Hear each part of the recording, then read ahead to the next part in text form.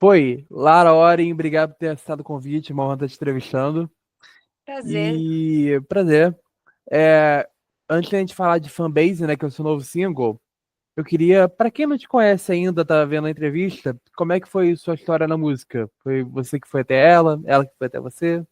Como é que tudo aconteceu? Bom, na verdade, eu acho que a minha história ela não começa diretamente com a música, mas sim com a arte em si, né? Eu fui bailarina clássica quando eu era nova, era considerada ali uma atleta prodígio, inclusive, era muito nova. Vivia uma vida profissional, né, na dança e na arte. E eu tive uma lesão muito séria nessa época no tornozelo, eu tinha 14 anos. Isso para uma bailarina interrompe uma carreira, né? É. Então, dali em diante, eu tive uma lacuna da minha vida onde eu não acessei a arte mais, né, como Uhum. profissão e nem vi como algo possível para minha vida, né? Então, eu fui veterinária, passei muitos anos tendo uma vida tradicional. E aí, como todo artista sabe, acho que a gente não tem muita escolha, né? A arte, ela é um pouco de uma perseguição, assim, é um karma, ela vai ficar ali te perturbando até que Sim. você se entenda como artista e aceite isso, né? Então foi mais ou menos por aí. Então, durante todos os anos que eu fui veterinária, que eu fiquei afastada da arte de alguma forma, ela sempre me perturbava ali. E eu fazia vídeos, vira e mexe, cantando a capela algumas músicas, né? Uhum. E eu não falava para ninguém, eu postava no YouTube assim, e quem via, via. Enfim, esses vídeos, inclusive, estão todos arquivados hoje em dia. Um dia eu solto eles do nada. Mas eu ficava nessa perturbação, assim, tipo, sei lá, tem um vídeo de 13, 10 anos atrás, 8 anos atrás, eu cantando alguma música. E até que, em um determinado momento da minha vida ali, eu vou morar no Nordeste, em Maceió, e Uhum. quem conhece lá sabe que é uma terra muito musical, então você acaba conhecendo muitos Sim. músicos, aonde você vai tem música, né? E ali a música começa a me perturbar muito, né? Muito, muito. E até que eu posto um vídeo cantando no meu Instagram, um pessoal de um projeto que dava aula de preparo vocal, em estúdio, isso aquilo, me convida para fazer aulas, né? Uhum. E eu acabo indo por hobby, assim, tipo, vou lá, gosto de cantar, tô meio Tô mal com da cabeça. saudade. Aí, E era mais um negócio assim, eu tava muito estressada com a vida tradicional, não era feliz fazendo o que eu fazia, né? sim. Então, aquilo começou a ser um refúgio, né? Essas aulas de canto, e aí eles começaram a plantar sementinha, por que você não canta em barzinho? Eu conheço fulano, não sei o quê. E até que eu começo a tocar em barzinho, fazendo voz e violão, cantava MPB, sertanejo, piseiro, lá em Marechal Deodoro, Praia do Francês, também em Alagoas. E foi assim que começou. E quando eu vi, eu tinha voltado a São Paulo e estava em volta ali do mundo do trap. E foi ali que eu realmente me encontrei. Então, acho que na verdade eu não procurei por ela. Eu acho que a arte ela te persegue até que você aceite ela. Ela sempre esteve com você, no caso, né? Exatamente. Isso. Exatamente. Perfeito. E a gente vai separar as perguntas por tópicos, assim, né? Primeiro falar de fanbase em si, depois é arte, militância e identidade, Sim, carreira, influências e perspectivas. sim. Bom, a fanbase, ela nasceu de um after, né? Depois de um estúdio, um estúdio de uma forma espontânea. E como foi viver esse processo tão orgânico e, ao mesmo tempo, transformá-lo em um manifesto de resistência? Então, fanbase, o que eu falo, a gente nem imaginava que iria fazer aquela música naquele dia, né? O Pedrones já era um artista que eu vinha interagindo ali na cena, né? Ele estava em vários eventos que eu estava, a gente acabou se aproximando no ambiente de estúdio, mas até então a gente não tinha um projeto em si juntos, né? Uhum. Mas eu já entendia ele como um artista que levava isso muito a sério, assim como eu, né? E estava dedicado ali, atuando na mesma cena que eu atuava. Então, eles me chamaram, né? Na verdade, ele teve um lançamento com a Lado 011, que é a gravadora que ele tá, né? E aí ele tinha um lançamento com os meninos lá, nós fomos chamados para ir no lançamento, né? Prestigiar. A gente acabou se enrolando, ficou tarde, a gente chegou lá, o negócio tinha acabado. E aí a gente resgata Pedrones, né? Bora lá para casa, pro estúdio, né? A gente mora numa trap house, inclusive, a gente tem um estúdio em casa. Legal. Bora fazer um after lá. E até então a ideia não era fazer uma música, né? Era fazer um after, era a gente descontrair e tal. Pô, Era mais se divertir mesmo, né? isso, era se divertir, interagir, enfim, todo mundo se aproximar mais, né? Uhum. E aí o que acontece é que a gente é tudo músico maluco, né? Viciado nesse trabalho, viciado nisso. Então, quando a gente viu, os meninos estavam lá já tirando uma base de um beat, né? Tem também o Nucuri, Ellie Phelps, né? Nesse primeiro Uhum. momento éramos só nós, e com Pedrones, e aí a gente começou a fazer o que seria, né? O que viria a ser fanbase. E o legal disso é que mesmo que a gente estava ali meio descontraído, eu e o Pedrones realmente sentou para brifar a música. Tipo assim, o que nós vamos fazer? Essa música fala de quê? Qual é a cor dela? Qual é o cheiro? Qual é a estação do ano? Qual que é o lugar? Caraca. Então a gente realmente fez uma brifada técnica, mesmo no after, e acabou que lançou o som, né, que eu gosto muito. Eu acho que ele tem uma identidade bem expressiva e te coloca realmente numa atmosfera ali de after, né? Sim. E que foi impressionante isso, era para ser uma diversão que estavam levando a sério, naturalmente. Porque no fim é aquele negócio, né? Músico trabalha muito, entendeu? É. Muito. A gente não sabe se divertir, porque no fim das contas a gente programa até pra fazer uma bagunça, quando vai ver, tá todo mundo trabalhando. E, bom, a letra ela fala muito sobre o pertencimento, né, sobre a cena underground em si. O que mais te inspira nesse universo para transformar ele em um discurso artístico, por assim dizer? Então, ali em Fanbase, a gente relata muito o que acontece nos bastidores, na verdade, né? Tipo assim, e como a gente concilia até as percepções de vida pessoal com a vida artística, com como é essa movimentação, né? Do que quando uma fanbase acaba invadindo o seu campo pessoal e de repente quando você vê, ela tá na sua casa, né? Tipo assim, e aí viram seus amigos, ou viram até pessoas que você se relaciona, né? E de que maneira que a gente anda ali na corda bamba entre equilibrar a vida profissional, né? E a vida pessoal. Então a gente tenta relatar um pouquinho desse cenário, né? No clima ali de after. Então tem vários termos ali que são algumas pequenas sacadinhas na letra, né? Que estão cheios de subjetividade sobre esse mundo dos bastidores, né? Do que acontece no por trás das câmeras. Black Base, ele passou por vários contratempos, né, até cruzar de bastidores, né, como a figuração e outro clipe também. O que mais marcou você nesse processo de gravação em Curitiba? Então, em Curitiba foi muito interessante, porque, assim, tudo no trabalho, né, com o hip hop de modo geral, acaba sendo um processo de resistência. Então, não teve uma coisa que a gente fez, acho que desde a produção da música até a gravação do clipe, e desde tudo que eu trabalhei com hip hop até hoje, que não teve vários contratempos, e a gente teve que ter um poder de adaptabilidade, assim, imediata e continuar sorrindo e segurando a peteca, né? E não foi diferente, claro, em Fanbase. Então, o que aconteceu foi que, já na hora da gente ir, a gente perde o ônibus, a gente não consegue embarcar no ônibus. Nós tínhamos a gravação no dia seguinte, que seria depois do almoço. Então, a gente, por sorte, conseguiu um outro ônibus já logo ali, algumas horas seguidas. Embarcamos nesse outro ônibus, achamos que ia dar tudo certo, né? Pois bem, não. O que aconteceu foi que uma viagem que era para durar 6 horas, durou 12 horas. A estrada parou, porque infelizmente teve um acidente com um caminhão cegonha. Só que a gente parou num ponto da estrada que não havia sinal. Então não tinha como comunicar Caraca. ninguém o que estava acontecendo e não tinha como saber o que estava acontecendo. Aham. E aí era um ônibus de viagem, então naturalmente não podia ficar descendo do ônibus Sim, e sim. nada.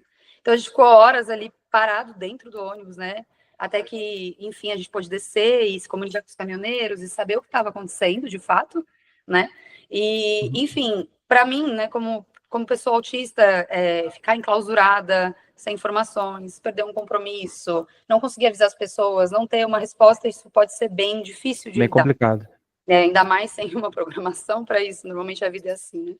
Então, a companhia do Pedrones foi essencial para me ajudar a me regular ali, né? As pessoas que estavam no ônibus, felizmente, foram incríveis, foram muito humanas, então ajudaram a trazer todo um tom de comédia, brincadeiras, para tentar fazer aquela situação, né, que a gente não tinha que fazer muito a respeito, ficar menos desumana, né? O mais humana possível, na verdade, e a gente conseguir sair disso e seguir, né? Resumindo, saímos da situação, claro, né?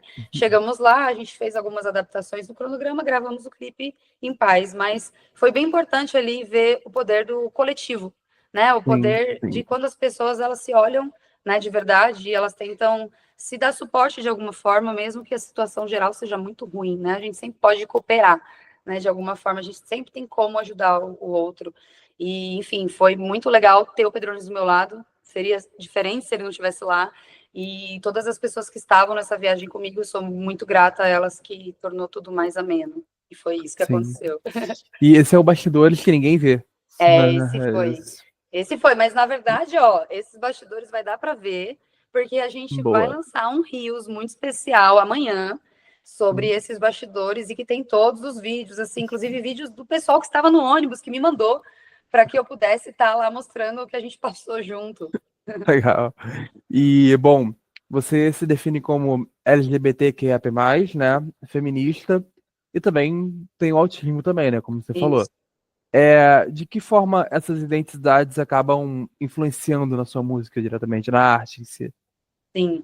Então, o que acaba acontecendo, né, e muita gente já me perguntou isso, inclusive, né, o que, principalmente Aham. quanto ao autismo, né, que isso realmente influencia. E, na verdade, eu acredito que tudo que sai de mim, né, tudo que eu falo, canto, observo, tipo, vem do espectro, da percepção do espectro. Eu não conheço, na verdade, outro lugar, né, eu sempre estive nele.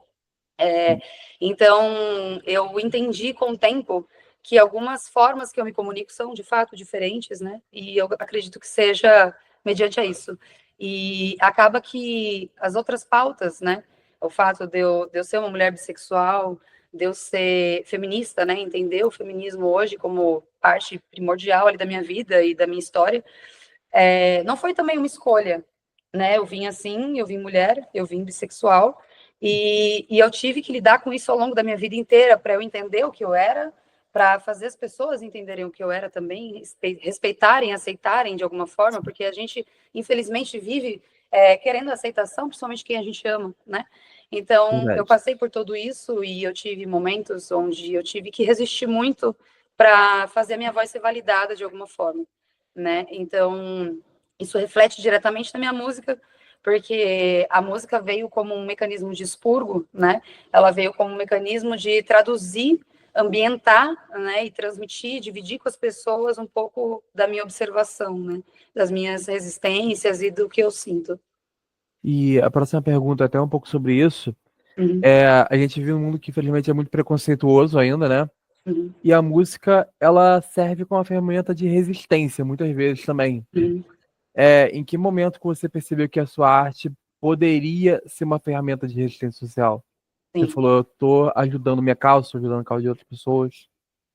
Além de dar voz para pessoas como eu e dizer que é possível muitas coisas que eu entendia que não eram possíveis para uma mulher na situação que eu estava, ainda mais por eu ser mãe, ter vivido outra carreira, né, já ter sido casada, enfim, eu já estava num ponto de vida onde, em tese, está tudo resolvido, você não está mais autorizada a sonhar ou a ousar fazer algo diferente, né?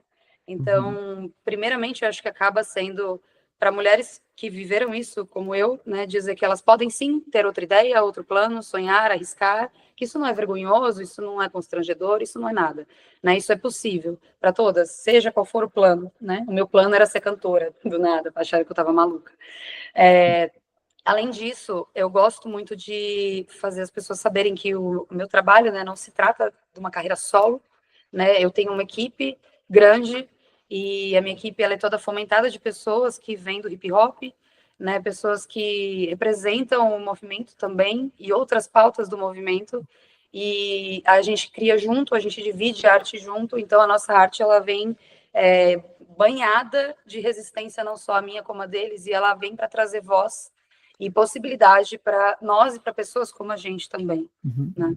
Sobre o hip hop específico, o hip hop e o trap, Uhum. eles têm uma longa história de denúncia, né? De dar voz, muitas pessoas não são ouvidas. Como você enxerga o seu papel dentro dessa tradição dele? Primeiramente, né, o mais óbvio é que, ainda que eu seja uma artista, né, com um rosto padrão, né, uma mulher branca, eu não sirvo para o pop, por exemplo, porque eu não sou controlável devido à minha neurodivergência, a princípio, né? Então, eu acredito que o hip hop ele vem para dar pauta, dar voz para o que não é controlável, para o que não é como posso te dizer, manipulável também, para Uhum. dar voz para coisas que são reais, né? Para pautas que são reais e que nem sempre vão ser confortáveis. Então, o hip hop ele me abraça nesse lugar e ele me tira, né, desse campo pop, porque eu venho para trazer reclamações, eu venho para trazer políticas, eu venho para trazer pautas desconfortáveis e eu não tenho medo de falar sobre elas. E realmente eu vou falar sobre pessoas como eu, sobre a neurodivergência, sobre como isso impacta, sobre como o mundo não é inclusivo. Então, o hip hop ele quer e ele é político, né? Então, por isso que eu faço parte desse movimento e sempre vou fazer. porque eu venho trazer pautas políticas, eu venho trazer questionamento, eu venho trazer assuntos desconfortáveis, denúncias, e nós usaremos, né, a nossa arte, a nossa música, eu e a minha equipe, para fazer diversas denúncias sem nenhum filtro. E só o trap e o hip hop possibilita isso hoje no mercado da música. Até uma curiosidade sobre o seu processo criativo em si, o seu time, né, que tá com você. Uhum. Como uma música sua geralmente nasce, ela tem uma receita, né, uma fórmula, né? Ou é uma coisa muito natural que você consegue tirar? Então, eu já trabalhei de muitas formas, na verdade, na parte de criação, né? Quando a gente entra no campo criativo, eu posso trabalhar de todas elas, né? Hoje eu entendo. Eu posso receber um briefing para mim, ou eu posso receber um briefing para outro artista, para escrever para ele. Eu posso narrar histórias reais, né? Do meu campo real, emocional, ou eu posso também criar cenários, né? Então, como eu já trabalhei com gravadora, então a gente trabalhava muito por briefing, com propostas mais esclarecidas, né? Então eu acabei tendo essa versatilidade, ao mesmo tempo que eu sempre convivi no universo do underground, né? Tendo mais liberdade artística ali para falar o que você quer, em quantos minutos você quiser, enfim. Então, hoje eu consigo trabalhar em vários campos, mas o que eu gosto de fazer, né? E o que eu prefiro fazer é realmente um breve direcionamento, né, do que eu quero falar, por exemplo, do que eu vou falar, eu preciso pelo menos desse direcionamento, seja partindo de mim ou de alguém que me solicite isso, e a partir disso eu vou buscar o que eu realmente conheço a respeito desse assunto, baseado em histórias que eu já vivi, ou, sei lá, eu vou buscar em mim, né, da onde eu consigo tirar, essencialmente, aquela perspectiva que me passaram, seja brifada ou não, mas que parta de mim de verdade e não seja algo fictício. Sempre vai ter uma coisa real ali. Essa que é a chave da minha criação hoje. Eu falo que é um ditado que eu aprendi assim, né? Cara, a melhor forma de você conhecer um artista é ouvindo a música dele.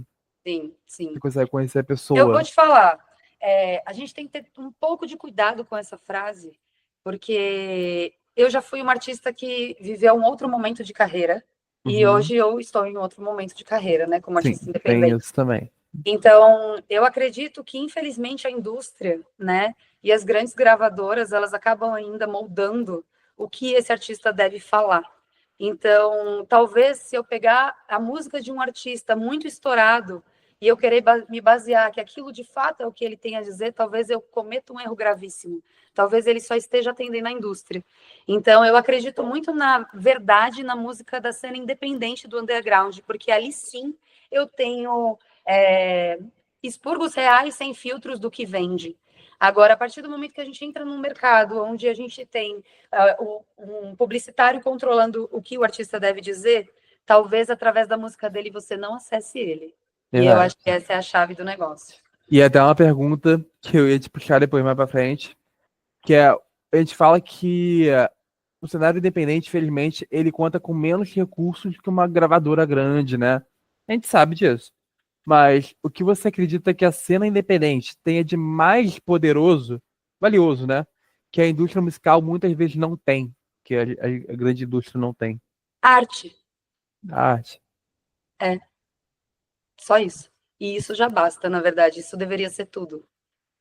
Sim. Então, aí a gente tem que reavaliar, né, o que realmente a gente está fazendo, porque música se faz, né, parte da cultura, né, Uhum. e a cultura se dá através da arte, e a cultura, ela é um mecanismo social, na verdade, né, então, eu não acho que a grande indústria está muito preocupada com isso, né, então, e o quão isso é poderoso, porque, na verdade, a música, o que ela tem de poderoso e que vai ser mais valioso e mais pesado do que qualquer publicidade paga, né, do que qualquer engajamento através de quem indicou, né, de QI, de quem você conhece, você é filho de quem nessa indústria, eu acho que é o poder de se conectar com o público. E isso a gente só consegue causando, né, catarse, né? Para ser arte tem que causar catarse. O que isso significa? Tem que causar emoção no outro. Se eu puder fazer isso verdadeiramente, sem filtros, eu tenho muito mais chance de me conectar com o meu público de verdade. E isso a grande indústria vai ter muita dificuldade de acessar, porque isso não se compra, entendeu? Sim. Esse é humano. É. E, bom, como a gente tá falando do seu início lá no início da entrevista, Lá no início, você cantava em bares, né? Uhum, Repertório de MPB, sertanejo, pop rock nacional. É, isso. existe algum resquício dessa época que ainda esteja na sua fase atual, que você trouxe pra cá? Tirando o sertanejo, que é algo que eu realmente tirei completamente do meu campo artístico e eu apaguei da minha Aham, memória. E todas as outras coisas que trazem a musicalidade brasileira, elas são extremamente presentes em tudo que eu escrevo, porque o meu timbre de voz, inclusive, ele sempre é associado à MPB, né? Uma das minhas grandes referências, né, é a Maria Rita, inclusive. Então, a forma que a música brasileira se manifesta é intensa e contínua no meu trabalho atual. Então, eu sempre falo assim, eu gosto de falar para o pessoal, principalmente a molecada nova, assim, que às vezes ouve meu som, não entende direito. Eu falo assim, isso é como se você pegasse, sabe Marisa Monte? Aí geralmente eles falam, minha mãe ouve. Então, você coloca um beat de trap e aí a Marisa Monte cantando, ó. Aí, normalmente eu mostro isso e a galera fala, aham, meu, eu acho que é isso. Então, eu acredito que o meu trabalho tem muito do que poderia ser até chamado, apesar de ser trap, né?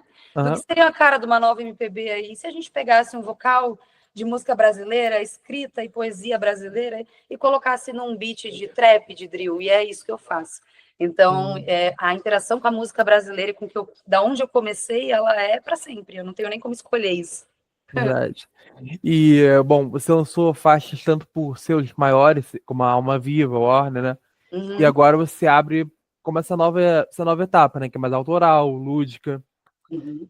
Qual foi a virada de chave que te levou para esse novo caminho que você decidiu ir por Então, esse uma caminho? necessidade absurda de expressão artística, né? Um grito muito forte, assim, de dentro de fazer um projeto que carregasse realmente quem eu sou e o que eu queria dizer ao público, né? Da forma correta, com os meios corretos e com a inclusão necessária. Então, quando eu trabalhava nessa outra modalidade, né, eu tinha algumas formas de trabalhar mediante a companhia e tudo mais, que não se enquadravam nessa perspectiva que eu gostaria de poder ter com o meu trabalho. Uhum. Então, foi importante romper esse vínculo, né, para que eu pudesse ter de fato a liberdade artística necessária e a minha equipe também, né? E a gente conseguisse fazer a arte da maneira que a gente vislumbrava para esse projeto, para que ele fosse entendido e recebido da forma correta, né? Fanbase, ela é o início, né, de uma temporada de projetos, na verdade, ela vem abrindo portas ali para uma caracterização mais clara, né, uma identidade visual bem expressiva ali, que tudo tem um porquê, né? A caracterização toda ela vem para a construção de um personagem e o que esse personagem quer dizer. Isso vai ser bem esclarecido com o que vem depois disso, né? Sim. Após Fanbase, a gente tem um lançamento bem importante, né? Dando spoiler, que é a trilogia da cura. E a trilogia Legal. da cura, ela vem para esclarecer tudo isso, né? Que eu estou te falando e Uhum. trazer a resolução desse expurgo criativo e artístico e o que a gente precisava fazer e que, infelizmente, trabalhando com as companhias, a gente não teve como. Mas Uhum. agora a gente pôde e foi realmente incrível poder viver isso. Inclusive, são 5 músicas que tem para ser lançadas esse ano. Tudo já foi gravado, filmado. Pô, Então, a gente está bem ansioso para poder que vocês conheçam isso. legal. E a próxima pergunta é até um pouco mais delicada, fica à vontade, tá? Se quiser responder Claro. ou não. É, você sempre tocou na sua música, como você falou, que é uma forma de resistência, né? Uma forma de cura. Uhum, Você já deve ter passado por vários momentos difíceis, né? Como autista, LGBTQIA+. uhum. É, qual é a sua maior memória mais forte de já ter se sentido dessa forma? Deslocada, excluída, vítima? Sociedade em si, né? Que você trouxe pra música, talvez. Eu acho que realmente é denso. Eu acho que, na Fica à verdade, vontade. viver no espectro, eu tive um diagnóstico tardio, né? Uhum. Então, eu passei a maior parte da minha vida sem saber que eu estava lá, né? Então, eu passei a maior parte da minha vida tentando me enquadrar e me sentindo num completo vazio, né, de compreensão, e eram raras as conexões que eu tinha que eu entendia que eu não estava falando em outro idioma, né? Eu acho que é uma sensação intensa de estar sempre falando um idioma que ninguém entende. né? E se juntasse as outras pautas que eu também representava, aí eu estava num mundo incompreendido. E isso foi bem confuso a maior parte da minha vida. Eu acho que quando eu encontro a maternidade, principalmente, isso aflora na confusão mental mais ainda, né? Então, eu passei por várias situações de abuso e violência, né? Principalmente envolvendo relacionamentos e afins. Então, na verdade, eu acho que isso sempre foi constante. Na verdade, eu não conseguiria te pontuar um momento onde eu não tenha me sentido dessa forma e não tenha lutado Sim. para não fazer parecer que estava tudo bem ou que eu me encaixava, né? Autistas, eles são especialistas em masking, ainda mais mulheres, né? Ainda mais se a gente considerar outras habilidades, que é o meu caso. Então, a gente acaba tendo essa especialidade, né? Em masking, para poder fazer parecer que está tudo bem e que você se enquadra. E muitas vezes a gente se sai muito bem nisso, inclusive, né? Eu fui uma criança popular, né? Eu fui uma adolescente popular. Eu sempre fui muito boa de me comunicar, mas na contrapartida eu sempre achei que eu estava falando e ninguém estava entendendo. E, enfim, quando vem o diagnóstico, eu acho que talvez vem um ponto que é mais importante do que quantas vezes eu me senti confusa ou quando foi a pior vez. Eu acho que quando vem o diagnóstico, vem uma resposta. E aí eu Uhum. acho que talvez pela primeira vez eu tenho uma perspectiva diferente de tudo aquilo, e até para não me culpar e não culpar outras pessoas. Então eu acho que é muito importante, se a gente for falar disso, é falar mais sobre o processo de diagnóstico, caso você sinta que você está falando e ninguém está entendendo, sabe? E se isso for repetitivo, assim, se você tiver muitos momentos disso, eu acho que é mais sobre isso. E é uma coisa até interessante, a gente tá falando na entrevista, que a gente vai passando por isso, buscar ajuda também, né? Buscar Eu mental. lembro que quando eu procurei a psiquiatria a primeira vez, assim, eu Aham. já era uma mulher adulta, mãe de 2 crianças, né? Veterinária, com pós-graduações, bem-sucedida. E isso começa com um burnout ali, né? O estresse pelo trabalho. A veterinária, eu não sei se ainda está aí, mas até então era a segunda profissão com maior taxa de suicídio. É uma área que ela pode ser devastadora É, nesse é ponto. uma delas. É uma delas. Eu não sei hoje em dia onde ela está no ranking, Sim. infelizmente, Uhum. mas tem colegas que sofreram isso, né? Que se suicidaram, inclusive. Enfim, é uma profissão difícil e não foi diferente para mim, né? Autistas são empatas e tem um senso de justiça apurado, e a gente não vai encontrar isso na veterinária também. É. Então, acaba que esse estresse, essa depressão, ela me leva a procurar a psiquiatria, né? E aí já dando Uhum. sinais de que eu não estava entendendo nada, ninguém estava me entendendo, e algo não fazia muito sentido. E eu lembro de falar isso pro meu pai, né? Tipo, eu vou no psiquiatra. E ele fala, tá doida?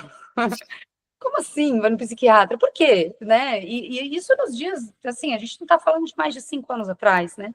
Sim. Então, é uma coisa louca, é um tabu, e eu acho que é muito importante a gente falar sobre a saúde mental e buscar ajuda e a importância de uma rede de apoio e o suporte, né? Sim. Eu sou autista nível 2. Eu convivo com muitas pessoas que me dão suporte, eu não moro sozinha hoje, eu tenho ajuda com os meus filhos, eu tenho ajuda com o meu trabalho, eu Uhum. tenho ajuda com tudo que eu faço, e eu acho importante falar disso. Eu nem sempre fui assim, eu já tive mais independência na minha vida, eu já precisei de menos suporte, e eu encontrei na música, inclusive, acho muito importante falar, uma forma de voltar a ser produtiva no trabalho, né? Encontrar inclusão no mercado de trabalho, ser produtiva e eficaz, né? Como eu não conseguia mais ser na veterinária e nenhuma outra demanda que eu tenha atendido na minha vida antes, né? A música me possibilitou isso.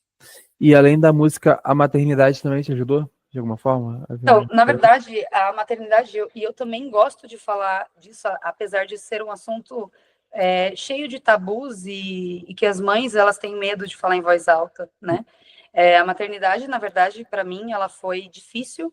Eu tive depressão pós-parto nas 2 gestações, eu tive gestações complexas, e sempre foi muito difícil, né, para uma pessoa que tem dificuldade de cuidar de si, cuidar de outro ser humano. E a pressão da sociedade de que eu precisava ser uma boa mãe, né? Que tipo de mãe não mora com seus filhos, por exemplo? Isso é uma coisa que a gente escuta até os dias de hoje, infelizmente, né? Sim. Então, a maternidade, ela vem para mim como uma pauta de, talvez, recolocação do que isso significa e do que isso precisa ser, né? E o que significa ser uma boa mãe, de fato. Como que a gente deve interpretar dessa frase? Então, no início, né, antes, isso era bem pesado. Através da arte, da música, com o meu processo de cura, a maternidade vem ficando mais fácil. E eu entendo que os meus filhos, apesar de, por exemplo, não morar com eles, né, de eu me dedicar na minha carreira hoje em dia, integralmente, de eu ter ajuda de diversas pessoas nessa rede de apoio, os meus filhos eu tenho certeza que vão ter muito orgulho, né, da minha audácia de sonhar e fazer. Meus filhos também são autistas nível 2, né? Então, para mim é muito importante que a minha resistência e eu chutar uma porta no mercado e poder fazer isso sim, sinalize a eles e a outras crianças autistas também que eles podem estar onde eles quiserem, mesmo que eles não sejam controláveis. Lara, eu vou falar uma coisa que eu não devia falar em entrevista como jornalista, né? Mas, cara, eu sinto muito orgulho de você. Obrigada, Você é uma obrigada. baita guerreira. E sobre fanbase, voltando a falar, já tá terminando a entrevista já. A arte, ela é uma coisa, mas é muito abstrata, né? Nesse caso, né? Várias pessoas ouvem e tem várias interpretações. Mas você, como autora, o que você gostaria que as pessoas sentissem ao ouvissem sua música, fanbase? Fanbase, nossa, e é muito bom até, inclusive, começar lançando fanbase, né? Porque fanbase, ela tem uma vibe energizante, né? Eu acho que você dá o play, assim, nos primeiros 5 segundos ali da música, você já tá para cima, você já começa aqui, ai, poxa, ela te puxa para dançar, né? Então, eu acho que sinalizar esse nosso grande ato de resistência, começando com algo feliz e para cima, e contando também um lado bom, contando também que a gente também se diverte, né? Apesar da resistência, apesar da temática, da densidade, a gente também se diverte, nós somos humanos e a gente tem esse direito também, né? Então, eu acho que começar isso de braços dados com os meus amigos, porque a gente entra numa equipe grande, né? E num clima de festa é a coisa que eu quero agora. Eu quero que sintam felicidade e orgulho da gente e da gente estar dando esse primeiro passo como equipe. Então, o clima é de festa. Eu quero que as pessoas sintam felicidade, assim como eu senti de poder estar executando isso. Com certeza. E pra gente terminar, eu sempre deixo uma pergunta mais reflexiva. É, ele já falou muito sobre isso, né, na entrevista toda, mas qual foi o maior ensinamento que você acha que a música trouxe pra você? Eu acho que coragem, sabe? Muito sobre coragem.